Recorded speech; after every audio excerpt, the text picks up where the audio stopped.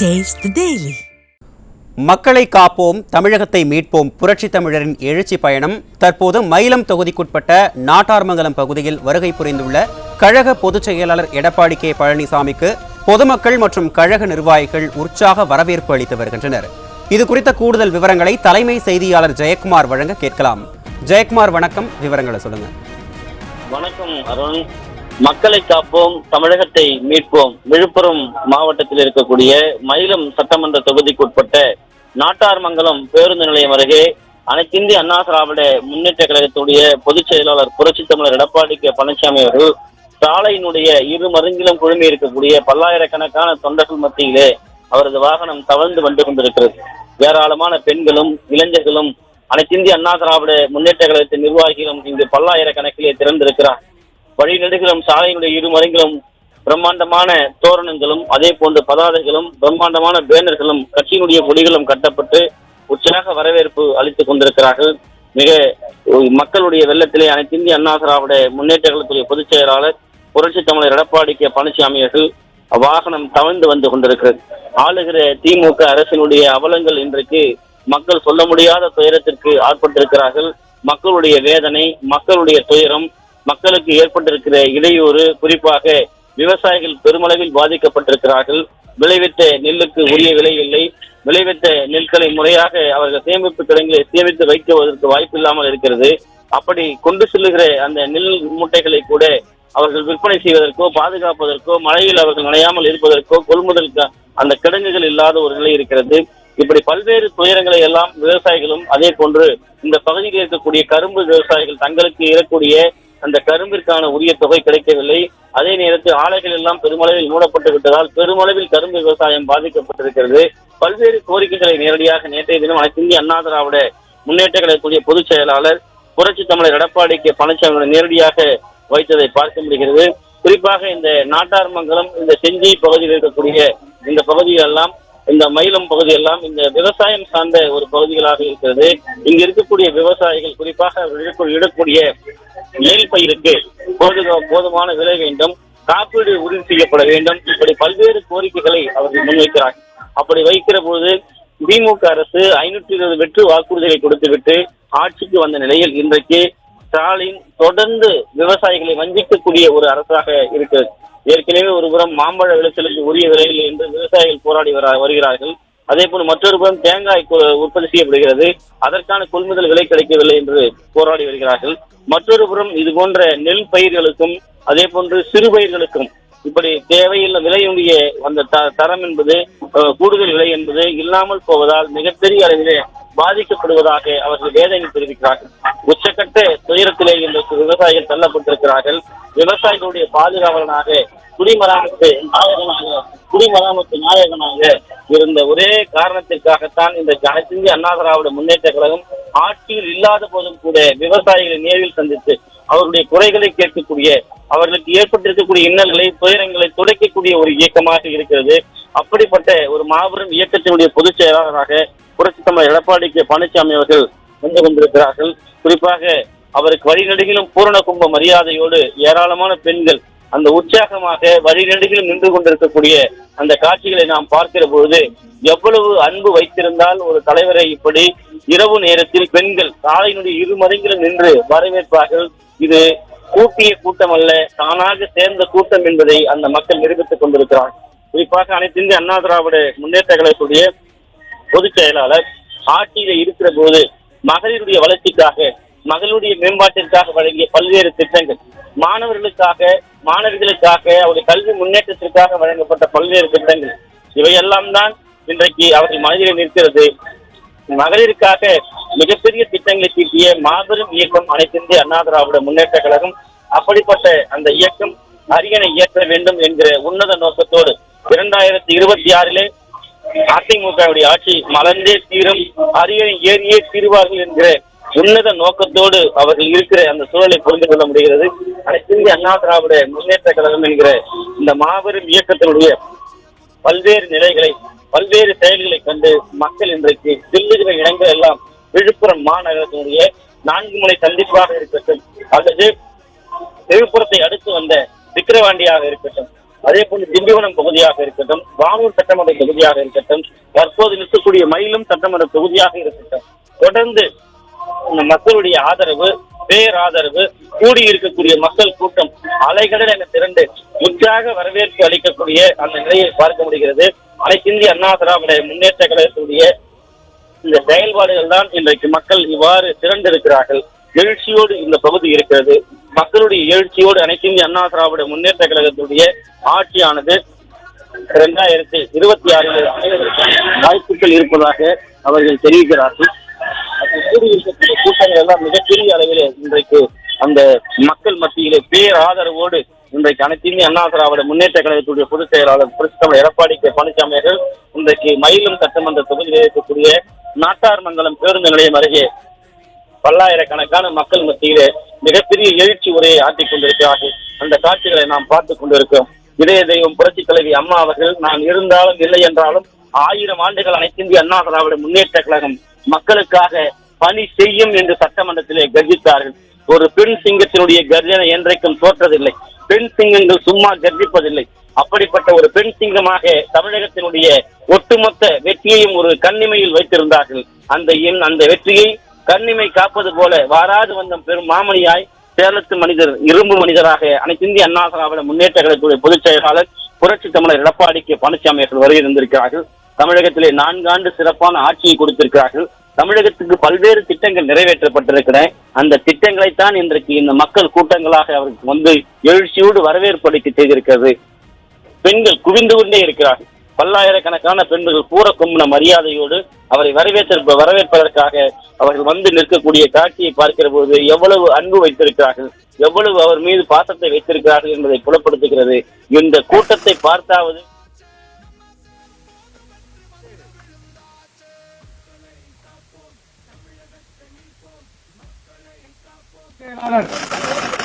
தமிழகத்துடைய முதல்வர் அண்ணன் அவர்கள் முன்னாடி உரையாற்றுவார். எல்லாரும் முன்னாடி வாங்க, முன்னாடி வாங்க.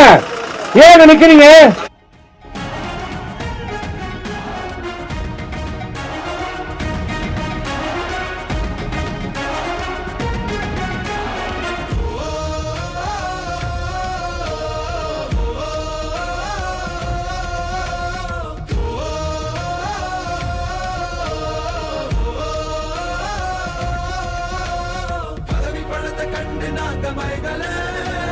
மக்கள் சிரிப்பு தானே இருக்கு மனசுல, வளர்ச்சிய கொடுத்தோமே சுரண்ட நினைக்கல புரட்சி தலைவர் எம்ஜிஆர் இதே புரட்சி தலைவி அம்மா தெய்வத்தை வணங்கி இந்த தேர்வு பிரச்சார கூட்ட நிகழ்ச்சியிலே தலைமை தாங்கி தலைமுறையாற்றிய இந்த மண்ணின் மைந்தர் மாவட்ட கழக செயலாளர், கழக அமைப்பு செயலாளர், முன்னாள் அமைச்சர், மாநில உறுப்பினர், அறிவு சகோதரர் திரு சி.வி. சண்முகம் அவர்களே,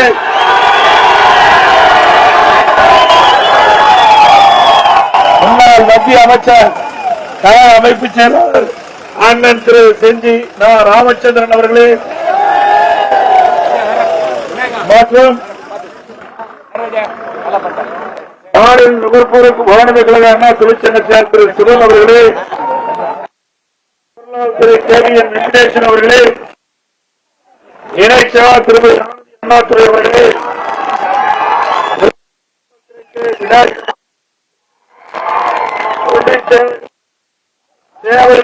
சேகரன் அவர்களே, ஒன்றிய செயலர் திரு ஆர் நடராஜன் கிருஷ்ணன் அவர்களே, பொதுக்குழு உறுப்பினர் திரு என் மனோகரன் அவர்களே, தொழிற்சங்க சங்க செயலாளர் திரு எஸ் பாஸ்கரன் அவர்களே, மாணவனி செயலாளர் திரு என்.ஜி. சக்திவேல் அவர்களே, பாரதிய ஜனதா கட்சியுடைய மாவட்ட தலைவர் திரு கே.ஆர். விநாயகம் அவர்களே, மாவட்ட பொதுச்செயலாளர் திரு பாண்டியன் அவர்களே, தமிழ் மாநில காங்கிரஸ் கட்சியினுடைய மாவட்ட தலைவர் திரு ராஜேந்திரன் அவர்களே, புரட்சி பாரதம் கட்சியினுடைய மாவட்ட தலைவர் திரு விஜயதாஸ் அவர்களே, இந்திய ஜனநாயக கட்சி ஐஜேகே கட்சியினுடைய மாவட்ட தலைவர் திரு டி ஸ்ரீதர் அவர்களே, மற்றும் இந்த தேர்தல் சுற்றுப்பயண நிகழ்ச்சியிலே திரளாக கலந்து கொண்டுள்ள மயிலம் சட்டமன்ற தொகுதிக்கு உட்பட்ட வாக்காளர் பெருமக்களே, நான் நேற்றையிலிருந்து விழுப்புரம் மாவட்டத்தில் சுற்றுப்பயணம் மேற்கொண்டு இருக்கிறேன். முதல் விழுப்புரம் நகரத்தில், அடுத்தது விக்கிரவாண்டி, அடுத்தது திண்டிவனம், அடுத்தது வானூர். இப்படி ஒவ்வொரு இடத்துக்கு போகும்போதும் அந்தந்த பகுதியில் பார்த்தீங்கன்னா மக்கள் வெள்ளம் அதிகரிச்சுக்கிட்டே போயிடுது.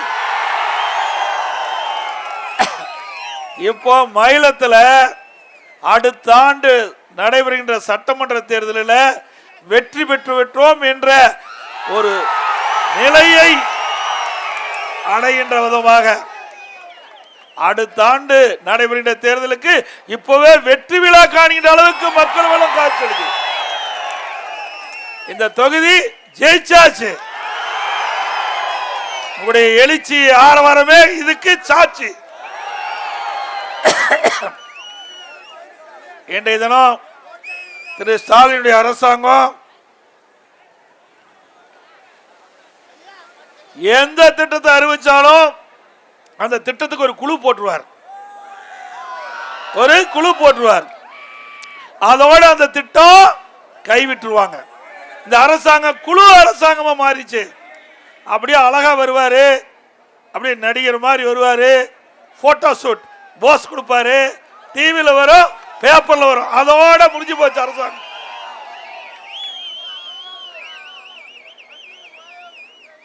இன்றைக்கு திரு ஸ்டாலின் முதலமைச்சரான பிறகு இந்த தொகுதியில் ஏதாவது திட்டம் வந்ததுங்களா? ஏற்கனவே அண்ணா திமுக போட்ட திட்டத்தை முடக்கியதான் ஸ்டாலினுடைய சாதனை. எவ்வளவு திட்டம் கொண்டாந்தோம், குடிநீர் திட்டத்தை கொண்டாந்தோம், அதையும் சரியா செய்யல, ரத்து பண்ணிட்டார். அனைத்து இந்திய அண்ணா திராவிட முன்னேற்ற கழக ஆட்சியில் இன்றைக்கு விவசாய பெருமக்கள் நிறைந்த பகுதி மயிலம் சட்டமன்ற தொகுதி. உழைக்க பிறந்த விவசாயிகள் இந்த மண்ணில் வாழ்ந்துட்டு இருக்கிறாங்க. விவசாயி விவசாய தொழிலாளி இரண்டும் இரண்டு கண் போன்றது. இரண்டு மக்களும் நிறைந்த பகுதி மயிலம் சட்டமன்ற தொகுதி. இந்த பகுதியில் இருக்கின்ற மக்கள் இரவு பகல் மாறாமல் பாடுபட்டு உழைத்து வேளாண் உற்பத்தியை பெருக்கி நாட்டுக்கு உணவளிக்கின்ற ஜீவன் இங்கே நீங்க முன்னின்று இருக்கிறீங்க. விவசாய பணி என்பது எளிதான பணி அல்ல. மழையை பொருட்படுத்தாம, வெயிலை பொருட்படுத்தாம, இரவென்றும் பகலென்றும் பொருட்படுத்தாம உழைக்கின்ற உழைப்பாளி விவசாயி. அந்த விவசாயிக்கு, விவசாய தொழிலாளிக்கு இந்த ஆட்சியில எந்த பயனும் கிடைக்கல. சிந்திச்சு பாருங்க. இதே அண்ணா திமுக ஆட்சியில நிறைய திட்டங்களை கொண்டு வந்தோம், எண்ணற்ற திட்டங்களை கொண்டு வந்தோம். நிலத்தடி நீர் உயர குடிமராமத்து திட்டம், ஏரி குளம் குட்டை எல்லாம் தூர்வாரப்பட்டது. அதையே நிறுத்திட்டார். பொதுப்பணித்துறை கீழ் வருவது 10,000 ஏரிகள், அதுல சுமார் 6,000 ஏரிகள் தூர்வாரப்பட்டன.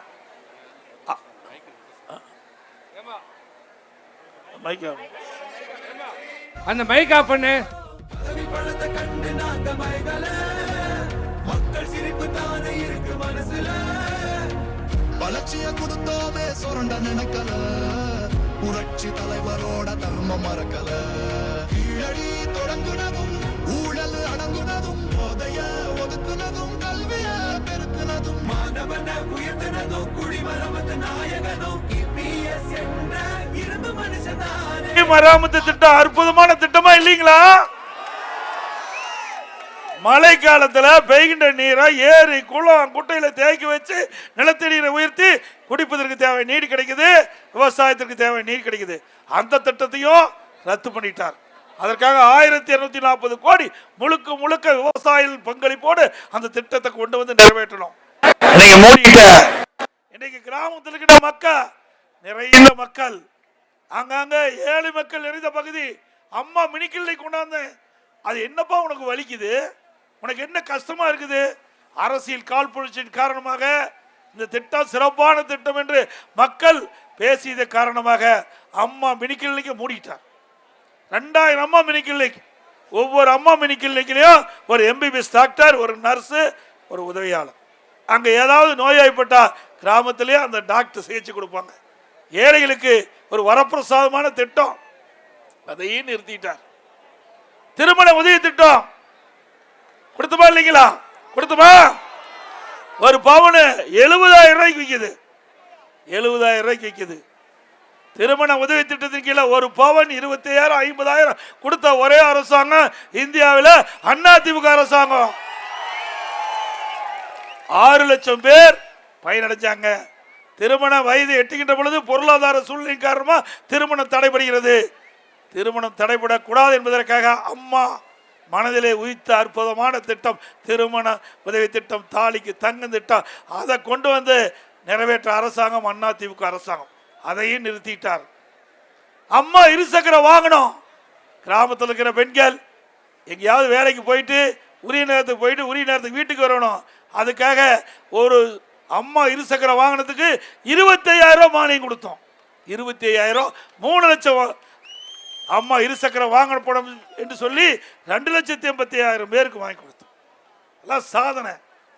இன்றைக்கு கிராமத்திலிருந்து நகர வரை ஏழை எளிய உழைக்க முடியாத வயதானவர்கள், அவர்களுக்கு 5 லட்சம் பேருக்கு ஒரே காலகட்டத்தில் முதியோர் உதவித்தொகை வழங்கப்படும் என்று அறிவிச்சு எல்லா ஊர்லயும் மனு வாங்கி கிட்டத்தட்ட 4,70,000 பேர்களுக்கு முதியோர் உதவித்தொகை வழங்கிய ஒரே அரசாங்கம் அதிமுக அரசாங்கம். அந்த ஏழைகளுக்கும் உணவு கிடைக்கும் என்பதற்காக அதே போல நகரத்திலிருந்து பேரூராட்சி வரை அம்மா உணவகத்தை கொண்டு வந்து கொடுத்தோம். கொரோனா காலம், மக்களுக்கு வேலை இல்லை. அந்த காலகட்டத்தில் ரேஷன் கடையில் 11 மாசம் ரேஷன் கடை பொருட்கள் விலை இல்லாம கொடுத்தோம்ல அதிமுக ஆட்சியில். 11 மாசம் கொடுத்தோம். கொரோனா காலத்தில் அந்த 11 மாத காலத்தில் மக்கள் துன்பப்படக்கூடாது என்பதற்காக அம்மா உணவகம், சமூக நல கூடத்தில் கர்ப்பிணி பெண்களுக்கு, மாற்றுத்திறனாளிகளுக்கு, வயது முதிர்ந்தவர்களுக்கு அவர்கள் இல்லத்துக்கே சென்று சுட சுட 3 வேளை உணவு கொடுத்த ஒரே அரசாங்கம் இந்தியாவில் தமிழ்நாடு அரசாங்கம், அதிமுக அரசாங்கம். இப்படி ஏதாவது ஒரு திட்டத்தையாவது நீ கொண்டு வந்தியா? ஏழை மக்களுக்காக என்ன திட்டத்தை கொண்டு வந்தீங்க? எதுவுமே இல்லை, எல்லாம் கொள்ளையடிப்பது. டாஸ்மாக் 10 ரூபா வசூல் பண்றாங்க. டாஸ்மாக் 10 ரூபா வசூல் பண்றாங்களா? ஒரு நாளைக்கு 1.5 கோடி பாட்டில் விற்குது. ஒரு பாட்டிலுக்கு 10 ரூபாய்னா ஒரு நாளைக்கு 1.5 கோடி ரூபாய். நல்லா என்ன பாருங்க, ஒரு நாளைக்கு 1.5 கோடி ரூபாய், 30 நாளைக்கு 450 கோடி, வருடத்திற்கு 5,400 கோடி கொள்ளையடித்த அரசாங்கம் திமுக அரசாங்கம். இந்த ஆட்சி தொடர வேணுமா? தொடர வேணுங்களா? ஊழல் அரசாங்கம் தொடர வேணுமா? 5,400 கோடி ஏழை எளிய மக்கள் இருந்து சுரண்டப்பட்ட ஆட்சி தான் விடியா திமுக ஆட்சி. அது மட்டுமல்ல, இன்றைக்கு எல்லா துறையிலும் ஊழல் இல்லாத துறையே இல்லை. ஒரு தாசில்தார் ஆபீஸுக்கு போய் எழுத மற்ற எந்த அலுவலகத்துக்கு போனாலும் அங்கே பணம் இல்லாம எந்த திட்டமே நிறைவேறாது. பணம் இருந்தா தான் சான்றிதழ் கிடைக்கும். அப்படி ஊழல் மலிந்த ஒரே அரசாங்கம் திமுக அரசாங்கம், ஸ்டாலின் அரசாங்கம். இதற்கெல்லாம் முடிவு கட்டிக்கிட்ட தேர்தல் 2026 தேர்தல். அது மட்டுமல்ல, இன்றைக்கு அதிமுக ஆட்சி இருக்கின்ற பொழுது எங்கே பார்த்தாலும் சிறப்பான சாலைகள், தடுப்பணைகள், நதியின் குறுக்கே தடுப்பணை, ஓடையின் குறுக்கே தடுப்பணை, பெய்கின்ற மழைநீர் முழுவதும் சேமித்து விவசாயிகளுக்கு தேவை நீர் கொடுத்தோம்.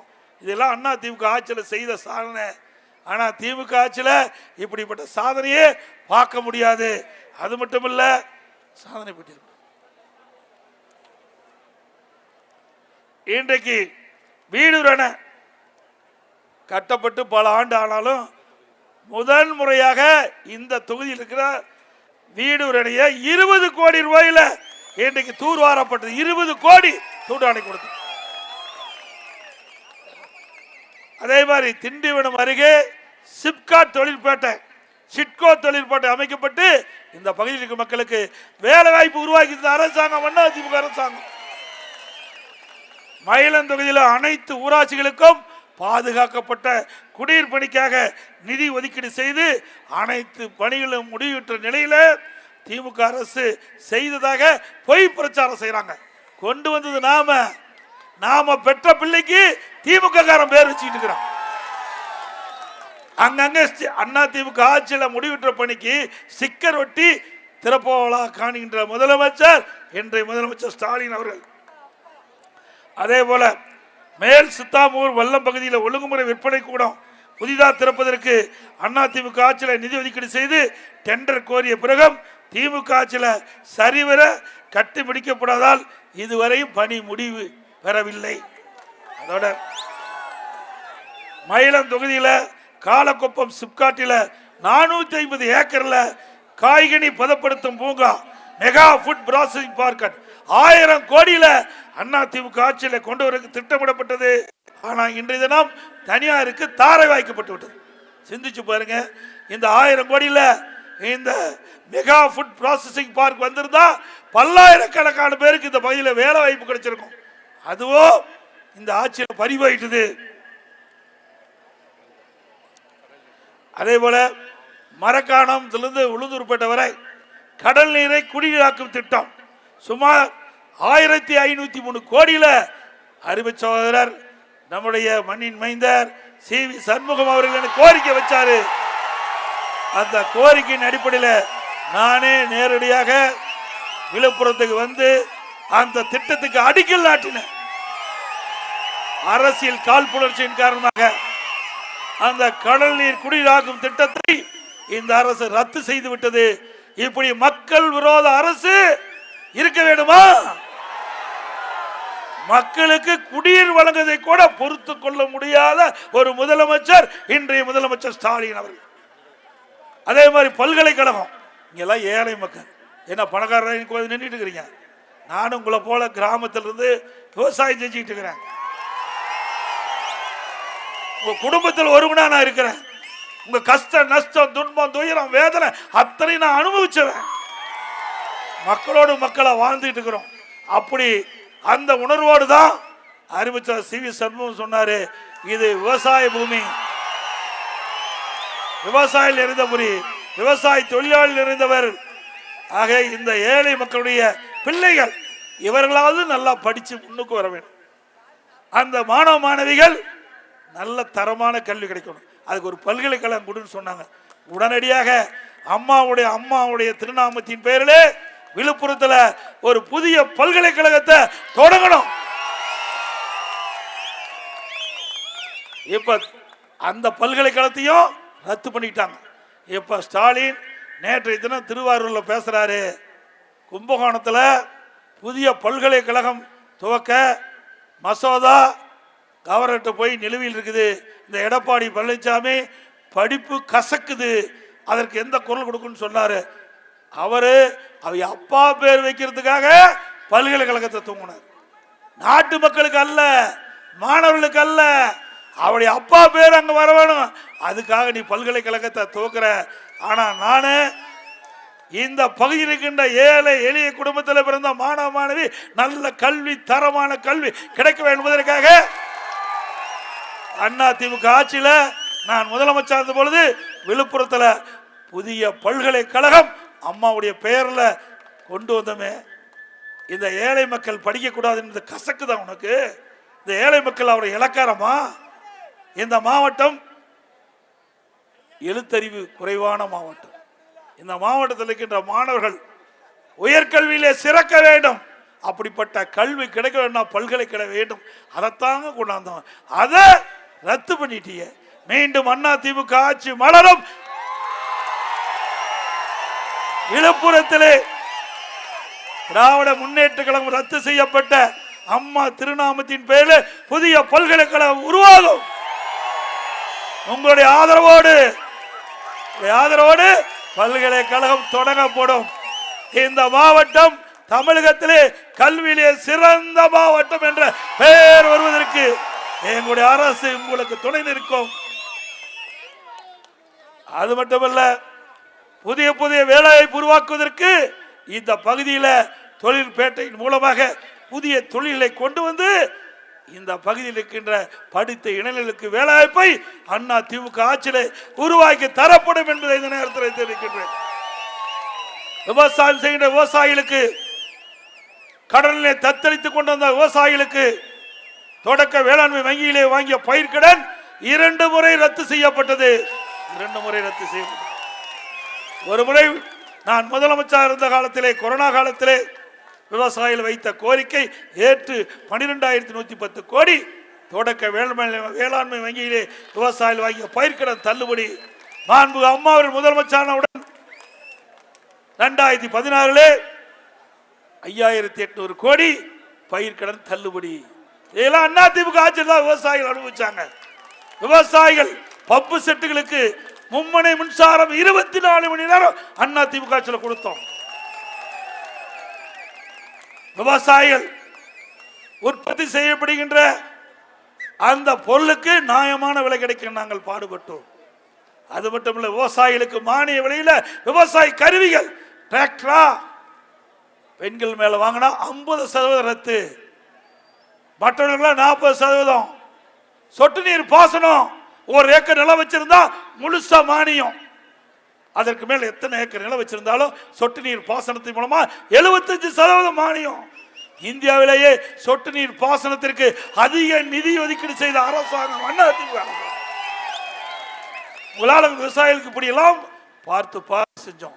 கண்ணை எமைகாப்பதை போல என் அருமை விவசாய மக்களுக்கு, விவசாய தொழிலாளிகளுக்கு எங்களுடைய அரசாங்கம் நிறைய செஞ்சது. விவசாய தொழிலாளிக்கு பசு வீடுகளை கட்டி கொடுத்தோம். அது மட்டுமல்ல, நம்முடைய விவசாயிகளுடைய உபதொழில் கால்நடை வளர்ப்பு. அந்த கால்நடை வளர்ப்பு மூலமாக பால் உற்பத்தி பெருக்கப்பட்டது. அங்கங்க இருக்க சிறு சிறு குடும்பங்கள் பால் உற்பத்தியை பெருக்கி அந்த குடும்பத்திற்கு பொருளாதாரம் ஈட்டப்பட்டது. அதற்காக அனைத்து இந்திய அண்ணா திராவிட முன்னேற்ற கழக ஆட்சி இருக்கின்ற பொழுது நம்முடைய கள்ளக்குறிச்சி மாவட்டத்திற்கு சேலம் மாவட்டத்திற்கு இடையில பிரம்மாண்டமான கால்நடை பூங்கா ஒன்று கட்டணும். 1000 கோடியில கட்டணும். பூட்டி வச்சிருக்கிறோம். விவசாயி பத்தி என்ன தெரியும்? அந்த கால்நடை பூங்கா, அந்த ஆராய்ச்சி நிலையம் திறக்கப்பட்டு நடைமுறைக்கு வந்திருந்தா அதை கலப்பின பசுக்களை உருவாக்கி 40 லிட்டர் பால் ஒரு பசு கொடுக்கும். 40 லிட்டர் பால் கொடுக்கும். இலவசமா விவசாயிகளுக்கு கொடுப்பதா இருந்தோம். அதையும் நிறுத்திட்டேன். நான் வளர்க்குற ஆடு 20 கிலோ தான் வருஷத்துக்கு கொடுக்கும். ஆனா ஆராய்ச்சி நிலையத்தின் மூலமாக உற்பத்தி செய்யப்பட்ட அந்த ஆடு 40 கிலோ கிடைக்கும். அந்த ஆட்டை உற்பத்தி பண்ணி விவசாயி கொடுப்போம், விவசாய தொழிலாளி கொடுப்போம். பன்றி வளர்ப்பு, மீன் வளர்ப்பு, கோழி வளர்ப்பு, அதெல்லாம் அந்த ஆராய்ச்சி நிலையத்தில் கண்டுபிடிக்கப்பட்டு நம்முடைய விவசாயிகளுக்கு கொடுப்பதற்காக திட்டம் தீட்டினோம். பூட்டி வச்சிருக்காங்க. மீண்டும் அதிமுக ஆட்சி மலரும், அந்த கால்நடை பூங்கா தொடரும். கால்நடை பூங்கா மூலமாக, அந்த ஆராய்ச்சி மூலமாக கண்டுபிடிக்கப்பட்ட பசுக்கள் விவசாயி கொடுத்து அவளை வாழ வைக்கின்ற அரசாக அதிமுக அரசு இருக்கும் இருக்கும் இருக்கும் தெரிஞ்சு. காழ்ப்புணர்ச்சி, பொறாம, நீயும் செய்ய மாட்ட, இருக்கிறவனையும் செஞ்சாலும் விட மாட்டேன். இப்படிப்பட்ட முதலமைச்சர் ஒண்ணுமே தெரியாது, எழுதி கொடுத்தா படிப்பார், அவ்வளவுதான். சொல்லுங்க, இது என்ன இந்த அற்புதமான திட்டம்? இது என்ன அரசியல் தேவை? ஏன் கால்நடை பூங்கா திறக்க மாட்டேங்கிற? திறந்தா விவசாயிகளுக்கு ஒரு நன்மை கிடைக்கும்ல. இதெல்லாம் அம்மா கண்டுதான் கிராமப்புற பொருளாதார மேம்பாடு அடையும் என்பதற்காக அம்மா கறவை மாடுகள் கொடுத்தாங்க, ஆடு கொடுத்தாங்க, நான் கோழி கொடுத்தேன். நான் விவசாயி, கோழி வளர்த்து நம்ம எப்படியாவது நம்முடைய மக்கள், ஏழை மக்கள், கிராமத்தில் இருக்கிற பெண் தொழிலாளிக்கு இப்படி கொடுத்து அவர்களை ஏற்றம் பெற வேண்டும், அவர்களும் பொருளாதாரத்திலே மேம்பாடு அடைய வேண்டும் என்ற உன்னத நோக்கத்தோடு செயல்பட்ட அரசாங்கம் அதிமுக அரசாங்கம் என்பதை நேரத்தில் சுட்டிக்காட்டி, இன்றைக்கு கருணாநிதி குடும்பம்னா ஊழல் நிறைந்த குடும்பம். ஊழலுக்காக கலைக்கப்பட்ட ஒரே அரசாங்கம் இந்தியாவில் திமுக அரசாங்கம். கலெக்ஷன், கமிஷன், கரப்ஷன், இதுதான் தாரக மந்திரம் திமுகவோட.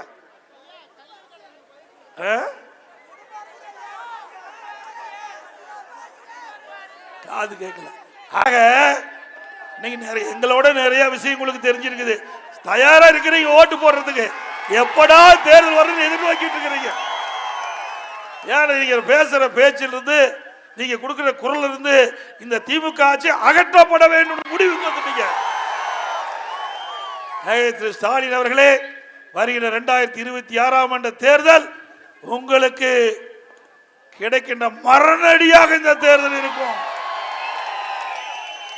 அதிமுக தலைமையிலே அமைக்கப்பட்ட கூட்டணி பெரும்பான்மை இடங்களிலே வெற்றி பெற்று மிகப்பெரிய வரலாற்றை படைக்கும்.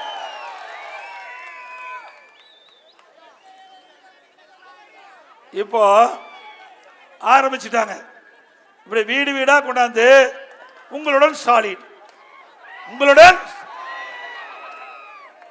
ஊழல் ஸ்டாலின் பேரு, உங்களுடன் ஸ்டாலின் ஊழல் ஸ்டாலின், வீடு வீடா அரசு ஊழியர்கள் இதை எடுத்துட்டு வருவாங்க.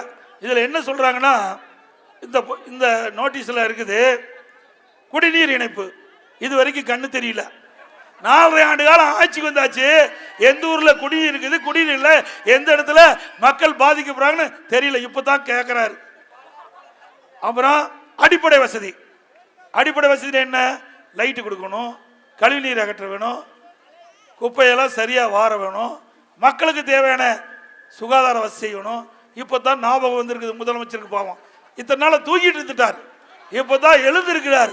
ஏன்னா அடுத்த வருஷம் தேர்தல் வருது இல்ல, அதை நோக்கி பிறப்பு இறப்பு சான்று, அதோட புதிய சொத்து வரி. ஏங்க வரி போட்ட இன்னைக்கு சொத்து வரியை நீ குறைக்க போறியா? சொல்லு பார்க்கலாம். அதோட கட்டிட அனுமதி கொடுக்குறாராம். பல பேர் இதையெல்லாம் படிச்சு பார்த்துட்டு என்கிட்ட சொன்னாங்க, நாங்கள் அப்ளிகேஷன் கொடுத்து பல மாதம் ஆகுதுங்க. இப்படி மக்களை ஏமாற்றிக்கிட்ட அரசாங்கம் திமுக அரசாங்கம். இதே போலதான் திமுக எதிர்கட்சியா இருக்கும்போது திரு ஸ்டாலின், திரு உதயநிதி ஸ்டாலின், திமுக இன்றைய அமைச்சர், அன்னைக்கு முன்னாள் அமைச்சர், திமுக சட்டமன்ற உறுப்பினர்லாம் ஊரூரா வந்து ஒரு திண்ணையில பெட்ஷீட்டை போட்டு ஊர் மக்கள் அழைச்சாங்க.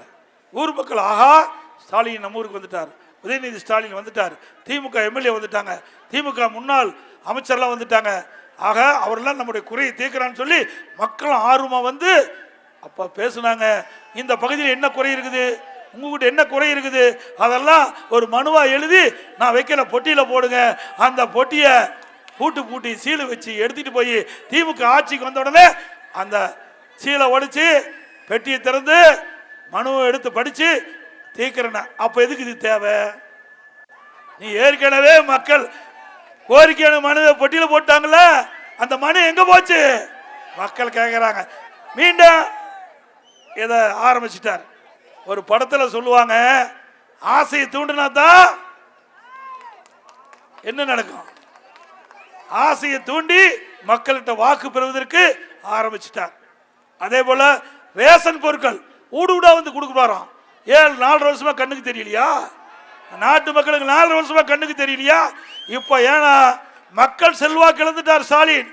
அடுத்த ஆண்டு நடைபெறுகின்ற சட்டமன்ற தேர்தலில் திமுக படுதோல்வி அடைவது உறுதி செய்யப்பட்டு விட்டது. அது மட்டுமல்ல, இந்த ரேஷன் பொருட்களை நேரடியாக கொடுக்குறா முதலே கொடுத்துருக்கணும்ல. இப்ப ஏன் கொடுக்குற? ஓட்டுக்காக கொடுக்குற. அவர் நாட்டு மக்கள் நலம் பெறுவதற்காக கொடுக்கல, ஓட்டுக்காக கொடுக்கிறார். அது மட்டுமல்ல, இப்ப தண்ணி வரி கட்டினா தான் 100 நாள் வேலை திட்டம் சொல்றார். 100 நாள் வேலை திட்டத்தில் இடம்பெறா தண்ணி வரி கட்டுங்கிறார். அது மட்டும் இல்ல, திமுக அறிவிப்புல இந்த கிராமப்புறத்தில் இருக்கிற மக்களுக்கு 100 நாள் வேலை திட்டத்தை 150 நாளா உயர்த்தினாங்களா?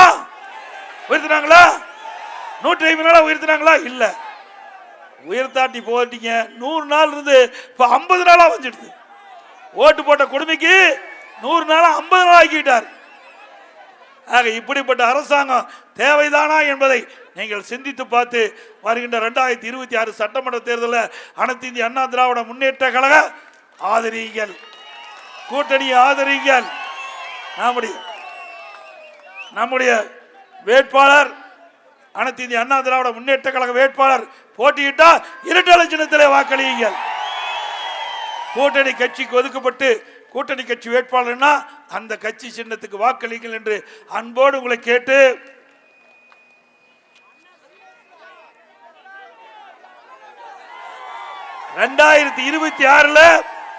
2026 அனைத்து இந்திய அண்ணா திராவிட முன்னேற்ற கழகம் ஆட்சி அமைக்கும். மாற்றம் வரும், மக்களுக்காக ஏற்றம் வரும். மாற்றம் வரும், மக்களுக்காக ஏற்றம் வரும். மக்களை காப்போம், தமிழகத்தை மீட்போம். மக்களை தமிழகத்தை மக்களை தமிழகத்தை மக்களை தமிழகத்தை. நன்றி, வணக்கம். நாயகன் தமிழக தாய மீட்க உறுதி கொண்ட ஒரு மகன் அடித்தட்ட